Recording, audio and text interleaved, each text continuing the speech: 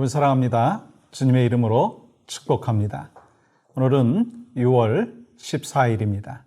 하나님께서 복된 하루 속에서 하나님 앞에 영광을 올려드리기를 하나님은 여러분을 향하여 기대하시고 또 이를 통해서 우리의 삶도 풍성한 은혜가 넘치기를 소망합니다. 찬양하겠는데요. 찬송가 361장 기도하는 이 시간 함께 찬송합니다.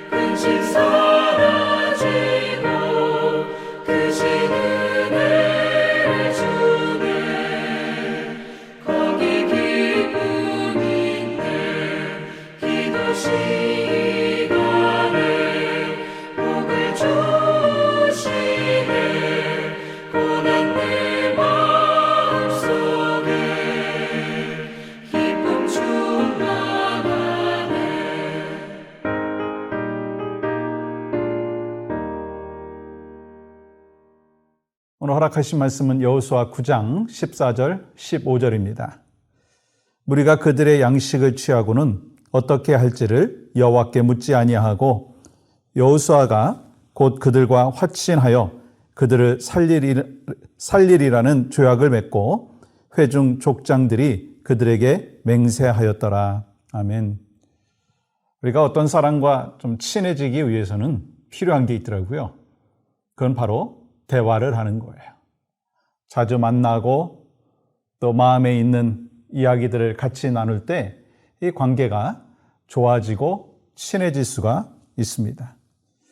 가족도 마찬가지예요. 아무리 가족이라 한다 할지라도 가족 안에 대화가 없으면 그 가족은 정말 가족으로서의 이 아름다운 모습을 나타낼 수가 없죠. 함께 밥도 같이 먹고 함께 또 고민도 나누고 함께 예배하고 함께 기도하고 그때 또 서로의 마음을 알 수 있고 또 복된 가정의 구성원으로서의 역할들을 잘 감당할 수가 있습니다. 여러분 하나님과의 우리와의 관계도 마찬가지죠. 대화를 많이 해야지 우리가 하나님의 마음을 알고 우리의 마음도 하나님 앞에 올려드릴 수가 있는 것입니다. 여러분 우리 하나님께서 믿음의 사람으로 우리를 살아갈 수 있도록 인도해 주셨다면 당연히 하나님의 뜻이 무엇인지를 귀 기울여서 들어야 합니다. 하나님의 말씀을 통해서 듣고 기도함으로 듣고 그래야 되죠. 근데 여러분 이 대표적으로 하나님의 말씀을 들었던 사람과 들었지 않았던 사람의 그 모습이 있는데 역대상 10장에 보시면 사울이라고 하는 그 왕은 여호와께 묻지 아니하고 결국은 어떻게 되었느냐면 버림받았습니다. 이 사울의 큰 죄 가운데 하나가 뭐였느냐면 교만해서 하나님의 뜻을 묻지 아니하였다라고 하는 거예요. 근데 반면에 이 다윗을 보시면 언제나 하나님 앞에 물었어요. 사무엘상 23장 말씀을 보면 여러 번 이 다윗이 하나님 앞에 묻는 장면이 나옵니다. 블레셋 사람들이 쳐들어왔을 때 하나님 앞에 하나님 블레셋 저 사람들을 공격할까요? 그렇게 묻죠. 여러분, 사울이 자기를 잡으러 온다고 한 소식을 듣고 또 하나님 앞에 묻습니다. 그때 하나님은요, 다윗이 물으실 때 대답했어요. 그래서 결국 이 다윗이 하나님의 사람의 합한 자의, 하나님의 뜻에 합한 자의 삶을 살았습니다. 근데 오늘 14절 말씀 볼까요? 이 무리가 그들의 양식을 취하고는 어떻게 할지를 여호와께 어떻게 묻지 아니하고. 15절 여호수아가 곧 그들과 화친하여 그들을 살리리라는 조약을 맺고 회중 족장들이 그들에게 맹세하였더라. 이 이스라엘이 위장한 기본 그 족속들, 인간적인 그 동정심으로 그들의 그 이익을 추구하려고 하는 그 마음을 받아들임으로 인해서 문제가 생겼어요. 근데 그 문제보다 더 심각한 문제가 뭐냐면 이 중요한 이 사항을 하나님 앞에 묻지 아니하고 성급하게 판단하고 결정했다라고 하는 거예요.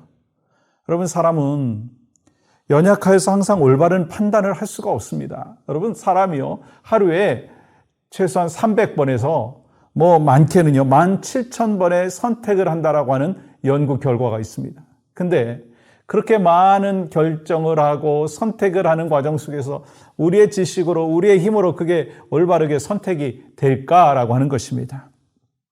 여러분, 근데 우리가 기도하면 우리의 힘이 아니라 성령님께서 우리를 도와주신다라고 하는 거예요.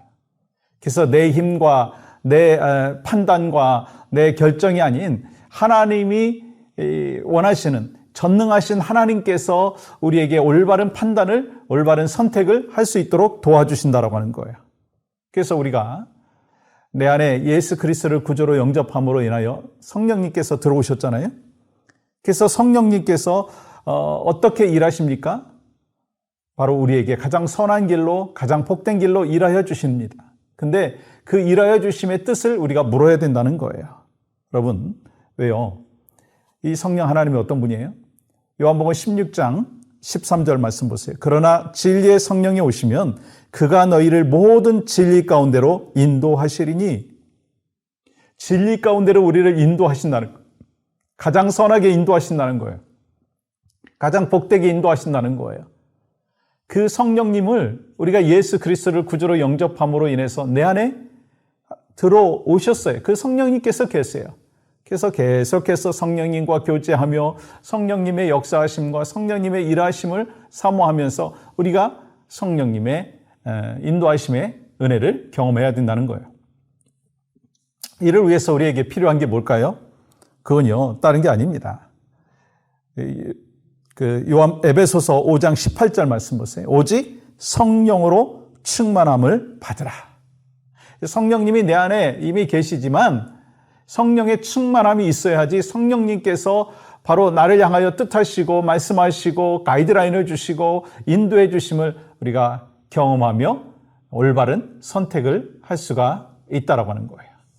여러분, 어제와 오늘 이틀간에 걸쳐서 올바른 선택을 할 수 있는 방법이 뭘까? 첫 번째, 어저께 뭐라고 했죠? 말씀을 따라서 살아야 된다는 거예요. 성령님의 그 인도하심 속에서 또한 우리가 살아야 된다는 것을 오늘 하나님께서 우리에게 가르쳐 주셨어요.